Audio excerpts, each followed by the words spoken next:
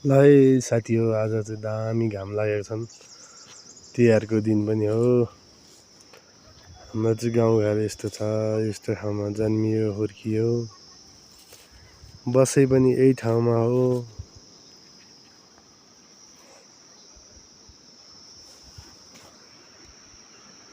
यस्तो छ है गाइचो हाम्रो ठाउँ चाहिँ।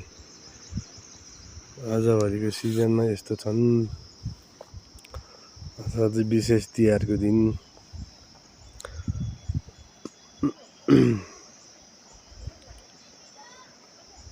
घर चाहिँ यहाँतिर एकदम धेरै छन्।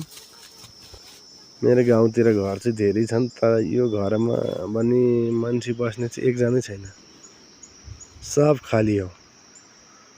जम्मा यो ठाउँमा मान्छे बस्ने भनेको 2-3 जना मान्छे बसेको छन्, बाँकी सब खाली, सब सहरतिर लागेको छ। कोही छैन गाइचो यो ठाउँमा चाहिँ। यहाँ देख्नुहुन्छ यो घरहरू सब खाली घरहरू, सब खाली घरहरू हो, मान्छे कोही बस्दैन। घर मात्रै छ।